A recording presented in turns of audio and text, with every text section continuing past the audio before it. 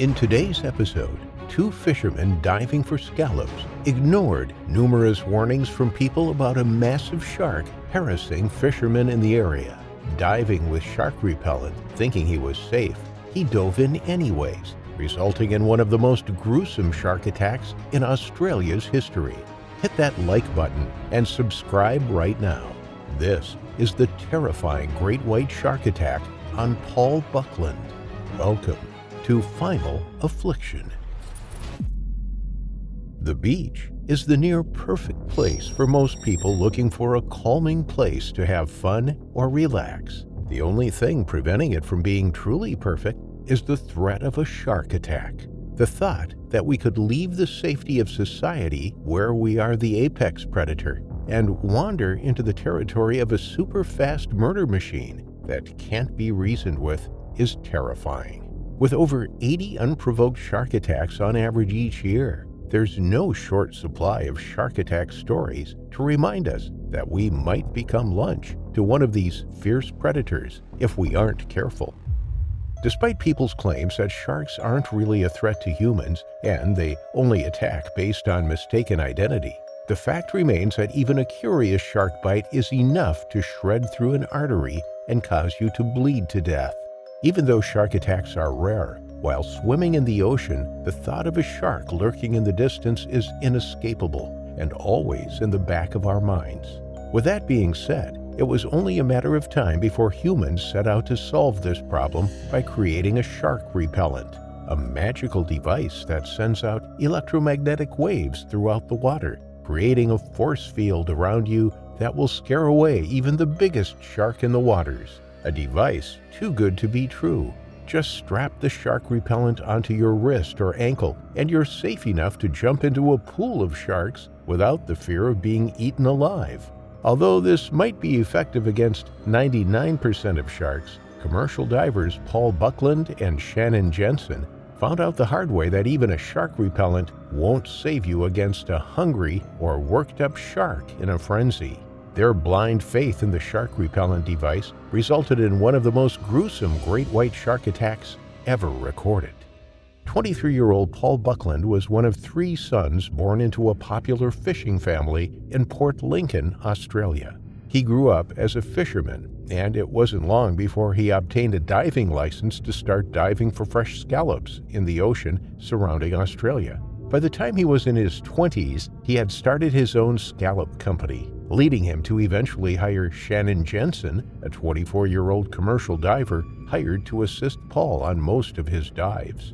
Paul often experimented with his diving locations in efforts to pinpoint the best location to dive for scallops. He'd been hearing lots of fishermen talking about a place called Smokey Bay, rumored to be a hotspot for fishermen. So, on April 30th, 2002, Paul and Shannon planned to dive the waters to see if the rumors were true.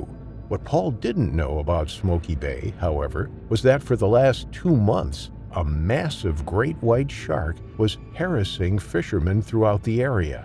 It would ram into boats and bite at the hull, even destroy fishermen's nets full of fish. It was well known in Smokey Bay that this aggressive shark was out there. Not a great place for 2 divers to be searching for scallops. On April 27th, 3 days before Paul and Shannon's dive for scallops, they arrived at Smokey Bay to speak with fishermen in the area to see where the best place to dive for scallops might be. Paul spoke with several fishermen who all warned him that they probably shouldn't be diving in the waters with the aggressive shark terrorizing the waters. Paul shrugged off the warnings and disregarded their advice. He explained to them that he's an experienced diver who'd never had any problems with sharks before, and that he always dives with a shark repellent pod. Despite almost all fishermen Paul spoke with leading up to his dive warning him about the shark, Paul insisted that he'd be fine and that there was nothing to be worried about. On the morning of the dive, Paul and Shannon climbed into their small motorboat with their dive gear and headed towards the area of Smokey Bay rumored to have the most scallops. It was a beautiful day. The sky was bright blue, there wasn't any wind, and the waters were calm. A perfect day to dive. At around 11:30 a.m., Paul threw the anchor into the water after reaching their dive spot. While Shannon geared up in his dive equipment and dove into the water, they'd planned to take turns diving for scallops one at a time, spending an hour each under the water, with Shannon diving first.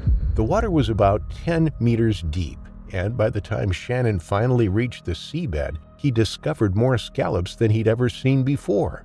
Excited by the discovery, he switched off his shark repellent device and began gathering scallops into his net.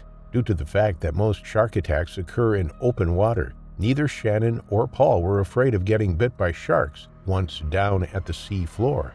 They'd routinely switch off the shark repellent device once at the bottom. The device also gave off a slight tingling sensation due to the electromagnetic waves it emits into the water that was a bit uncomfortable in prolonged dives. Before long, Shannon had filled an entire net of scallops, switched back on his dive repellent device, and headed back to the surface to switch positions with Paul. As Shannon broke the surface, Paul was overwhelmed with excitement after seeing the amount of scallops Shannon was able to catch while at the bottom. As he climbed back into the boat, Paul jumped into the water with excitement, thinking about how many scallops he was about to catch. With Shannon now alone on the boat, he removed his dive equipment and started to relax. Suddenly, about 10 minutes after Paul dove into the water, he resurfaced about 100 meters away, screaming at the top of his lungs, screaming at Shannon to get him out of the water. Shannon immediately knew it had to be the shark that the fishermen warned them about the past 3 days. He wasted no time starting the boat and driving as fast as he could towards Paul. At first, Shannon didn't see any sharks in the water with him, but as he got closer to Paul, he saw it. A massive, shadowy figure was approaching Paul from about 20 feet away. It was easily the same size as their aluminum boat at 6.5 meters long, or 21 feet. Paul was rightfully scared. Thankfully, Shannon got to Paul before the shark did and began to grab him under the arms to help him climb into the boat to safety. Suddenly, the shark rammed Paul from the right side of his body, gripping him in its jaws and ripping him away from Shannon's grip. Paul let out a horrible scream of pain as the shark began dragging him around the water while shaking him around like a rag doll. With no time to waste, Shannon turned the boat towards the shark, who was still thrashing around at the surface, and began ramming the boat repeatedly into it. The shark didn't even flinch. It completely ignored the boat being rammed into it as it aggressively shook Paul around in the water. However, Shannon didn't quit. He continuously rammed the boat into the shark until finally it let Paul go. The water was red with blood as Paul bobbed at the surface, barely holding on to life. While Shannon began pulling Paul out of the water and into the boat, he could feel the pulsing sensation being sent out from his Shark Repellent Pod. He turned the pod off and was finally able to pull Paul into the boat. It wasn't until then Shannon laid eyes on the terrifying results of the shark attack. Paul's entire left leg was completely missing, and a good chunk of his torso was gone with it. Paul was bleeding profusely, and Shannon knew this was the end. He kept Paul in his dive suit and wrapped him in a doona, which was on board to protect the scallops from the sun, but moments later Paul's eyes rolled back inside his head as he went limp. Shannon feared the worst and tried to use Paul's mobile phone to call for help, but the batteries were dead. The onboard radio wasn't working either. After a few minutes trying desperately to resuscitate Paul, he managed to flag down a nearby fisherman who took them back to shore. Sadly, Paul was pronounced dead at the scene due to blood loss. It was later found that Paul's shark repellent device was indeed working properly and switched on during the attack. While shark repellents can deter a shark from attacking, it won't do so every time. The most recent study of the device by scientists at the University of Western Australia found it prevented great whites and tiger sharks from attacking most of the time, but it wasn't always effective. An earlier study by the South Australian Research and Development Institute also found the device was effective in deterring great whites, but noted it didn't deter or repel this species in all situations.